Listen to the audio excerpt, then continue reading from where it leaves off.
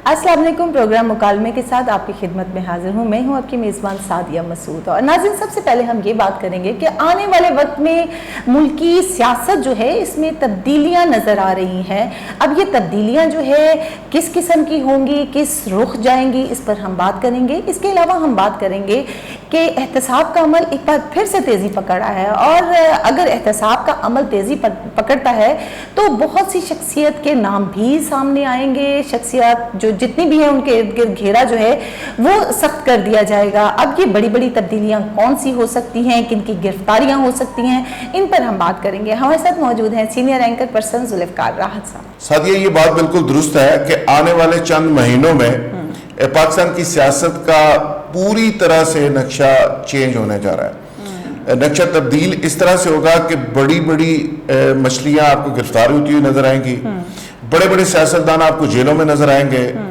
एहतसाब का अमल जो है वो पहले से कई गुना ज्यादा तेज आपको मिलेगा। और जो लोग ये कहते हैं ना कि 2023 में हमें मुबारकबाद अभी से दे दें और हम प्राइम मिनिस्टर बन रहे हैं, ये मैं जेल के अंदर देख रहा हूँ। और बहुत सारे सियासतदान ऐसे हैं जो रवायती सियासतदान भी है, रवायती पार्टीज के लोग हैं, उनकी शक्लों पे एक्सपायरी डेट लिखी हुई मैं इसलिए नजर दे रहा हूँ, पॉलिटिकल एक्सपायरी, अल्लाह माफ करे, कोई जिंदगियों की मैं बात नहीं कर रहा, वो जिंदगी अल्लाह उनको लंबी दे, पॉलिटिकल एक्सपायरी तौर पे, तो वो मुझे जेलों के अंदर नजर आ रहे हैं। अगर आप सवाल करें कि कौन कौन लोग हो सकते हैं, जी बिल्कुल, तो मैं नाम भी बता सकता हूँ। सर बल्कि हमारे साथ शेयर करें नाम, ये तो ब्रेकिंग न्यूज हो जाएगी। देखें, मियां शहबाज शरीफ साहब बज़ाहिर समझ रहे हैं कि वो 2023 में प्राइम मिनिस्टर बन रहे हैं। कुछ और लोगों का ख्याल है कि मुस्लिम लीग नवाज का फलां साहब जो है वो प्राइम मिनिस्टर बन जाएंगे। पीपल्स पार्टी अपने तौर पे बिलावल साहब कहते हैं कि जो मेरी जेब में अमेरिकन चिट है और अमेरिका से हमें क्लियरेंस मिल गई है और पीपल्स पार्टी का प्राइम मिनिस्टर होगा, तो मेरी इतला ये है कि ऐसा बिल्कुल नहीं है। ठीक है, ये हजरात प्राइम मिनिस्टर हाउस तो शायद ना जाएं, लेकिन ये जेलों में जरूर जाएंगे। मामला सिर्फ ये है, डिले इस वजह से हो रहा है कि जो चेयरमैन नैब की तैनाती का इशू है, ठीक है, वो मेरा ख्याल है फाइनल होने की बात है। उसके बाद एहतसाब का एक रगड़ा इस मुल्क के अंदर ऐसा लगेगा कि जिसके नतीजे में आपको पाकिस्तान की सियासत और बहुत कुछ बदला हुआ नजर आएगा। तो सर इसकी सूरत हाल जो है बहुत भयानक नहीं नजर आती, इसके नताइज क्या हो सकते हैं? देखिए, सूरत हाल तो इस मुल्क में हमेशा ही भयानक रहती है। हमेशा ही ये सवाल रहता है और ये प्रेस रिलीज चलती रहती है, ये टिकर चलते रहते हैं कि पाकिस्तान एक नाजुक तरीन दौर से गुजर रहा है। जब से आपने और मैंने होश संभाली है और जब से हमने कुछ पढ़ना लिखना सीखा है, तब से हम यही टिकर देख रहे हैं। मुसल्मान नवाज शरीफ साहब आए, पाकिस्तान नाजुक दौर से गुजर रहा है।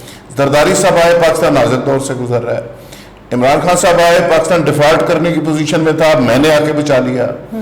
तो ये हर सियासतदान आके जैसे एहसान नहीं चढ़ाता इस कौम के ऊपर कि मैंने आके इस मुल्क को बचाया। हालांकि इस मुल्क ने इन सियासतदानों को सब कुछ दिया, इज्जत दी, पैसा दिया, शोहरत दी, सब कुछ दिया, और इन सियासतदानों ने इस मुल्क को रसवाई के सिवा कुछ नहीं दिया। ठीक है, आम आदमी को भूख, अफलास और गुर्बत के अलावा कुछ नहीं दिया।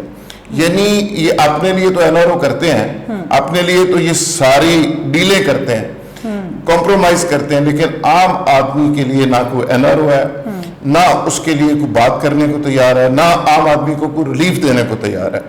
तो मैं ये समझता हूँ कि इन तमाम सियासतदान जो है एक टॉप लेवल पे एक एलीट क्लास है, एक एलीट क्लब है। उस क्लब का जो मेंबर बन जाता है वो अपने लिए सोचता है, आम आदमी के लिए नहीं सोचता। सर 3 साल हो गए हैं, मौजूदा जो हुकूमत चल रही है ये डिलीवर कर नहीं पा रही, अपोजिशन आपको जेलों में नजर आ रही है, तो फिर आने वाले वक्त में सियासत जो है वो स्टैंड कहाँ कर रही है? मुझे तो लगता है कि जो मौजूदा सिस्टम है, पाकिस्तान की जो डीप स्टेट है, पाकिस्तान को चलाने वाले जो अदारे हैं, उनको रियलाइजेशन हो गई है कि पाकिस्तान का जो मौजूदा सिस्टम है, अदालती निज़ाम, पाकिस्तान का दूसरे अदारों का निज़ाम, ये तमाम का तमाम निज़ाम गल सड़ चुका है। मुझे तो निज़ाम की तब्दीली की कोई पेशीनगोई सामने आ रही है कि ऐसे लग रहा है कि कोई निज़ाम आने वाले दिनों में कोई तब्दीली की तरफ बात चल सकती है। ठीक है, अभी ये कहना बड़ा मुश्किल होगा कि वो कैसे होगा। आइन के अंदर तरमीम होगी, कोई कानून साजी नहीं होगी, सारी पार्टियां उस पर मुतफिक हो जाएंगी, صدارتی نظام ہوگا, کنٹرول سسٹم ہوگا, چائنا کا سسٹم ہوگا, ابھی یہ کچھ نہیں کہا جا سکتا. لیکن ایک بات طے ہے کہ یہ جمہوریت کا جو حسن ہے موجودہ, اس سے جان چھڑوا کے یا اس کو کم کرنے کا برل فیصلہ ہو چکا ہے. ٹھیک ہے, تو پاکستان کے آئین میں کیا تبدیلی ہو سکتی ہے؟ اس کی گنجائش ہے؟ دیکھیں آئین کوئی آسمانی صحیفہ تو ہے نہیں.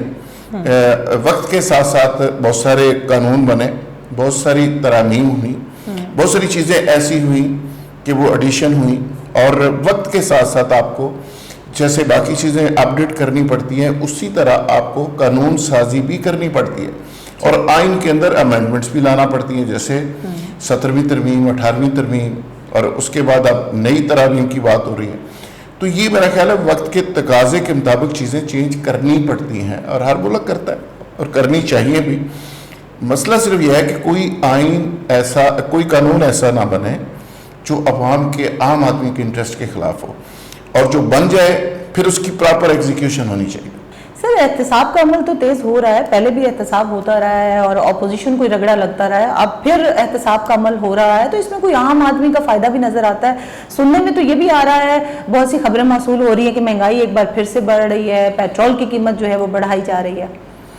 دیکھیں یہ مہنگائی, پٹرول کی قیمت کا بڑھنا, ڈالر کا اوپر چلے جانا, پیسے کا نیچے آ جانا, یہ وہ حقائق ہیں. میرا خیال ہے کہ اس کو نہ آپ روک سکتے ہیں, نہ میں روک سکتا ہوں, نہ شاید حکمران روک سکیں. پاکستان کا جو ڈیفیسٹ ہے, جو پاکستان کا معاشی ایشو ہے, وہ اس قدر بڑھ چکا ہے کہ آپ کو اس کے لیے IMF کے پاس جانا پڑتا ہے, اس کے لیے ترلے لینے پڑتے ہیں, اور آپ کی معیشت جس طرح سے چل رہی ہے ترلے منتن سے, ان حالات کے اندر عام آدمی کو اس طرح ریلیف دینا مشکل ہے. اس لیے تو میں کہتا ہوں کہ موجودہ جو سسٹم ہے وہ ڈیلیور نہیں کر پا رہا. تو آپ کو سسٹم کو بہتر کرنا ہوگا. جس گھر کا سادیہ 50,000 روپے خرچہ ہو جائے اور اس کی آمدن 20,000 ہو, وہ گھر نہیں چل سکتا. Exactly. تو یہ تو 24 کروڑ لوگوں کا ملک ہے, یہ ملک کیسے چل سکتا ہے؟ لہٰذا عام آدمی تو بات کرتا ہے, عوام بھی بات کرتی ہے کہ جی مہنگائی بہت ہو گئی ہے, لیکن سوال یہ ہے کہ یہاں عمران خان کی جگہ پہ آپ امریکی صدر کو لا کے بٹھا دیں, مہاتیر محمد کو لا کے بٹھا دیں, طیب اردگان کو لا کے بٹھا دیں. بالکل. تو میرا خیال ہے کہ یہ ملک اس طرح چل ہی نہیں سکے گا. یہ گورنیبل نہیں, میں سمجھتا ہوں کہ گورننس کے قابل ہی نہیں ملک رہ رہا. اس کے بیسکس چیزوں کے اندر بہت سارے پرابلمز ایسے آ گئے ہیں جس کو ٹھیک کرنے کی ضرورت ہے. جیسے 18ویں ترمیم ہے, جیسے باقی فائنینشیل میں نے عرض کیا, جیسے NFC ایوارڈ ہے, بہت ساری چیزیں جن کو ایڈریس کرنے کی ضرورت ہے. جہاں تک بات آپ نے کی کہ عام آدمی کو کوئی فائدہ ہوگا, تو میں یہ سمجھتا ہوں کہ یہ جعلی قسم کا جو احتساب اس ملک میں چل رہا ہے, اس کو ختم کر کے اگر اصلی قسم کا احتساب ہوگا, جینون چوروں کو پکڑا جائے گا اور ان سے اربوں روپے برآمد کر کے خزانے میں ڈالا جائے گا, جو کہ کہا جا رہا ہے کہ ایسا ہونے جا رہا ہے, تو اس کے نتیجے میں میرا خیال ہے کہ بہتری آ سکتی ہے.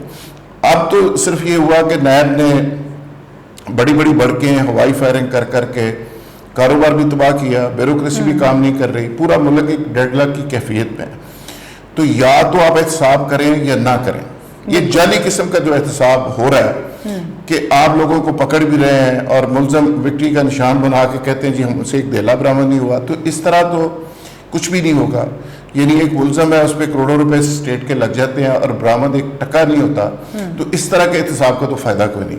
اب اطلاع یہ ہے کہ شاید آنے والے وقت میں کوئی ریئل جینون قسم کا احتساب اس ملک کے اندر ہو سکے. اس کے نتیجے میں میرا خیال ہے کہ اکراس دی بورڈ وہ احتساب ہونا چاہیے, سلیکٹڈ احتساب نہیں ہونا چاہیے. ایگزیکٹلی. ایسے بہت شکریہ پروگرام کا حصہ بننے کے لیے. آج کے لیے اتنا ہی, کل دوبارہ ملاقات ہوگی. اپنا خیال رکھیے گا. اللہ حافظ.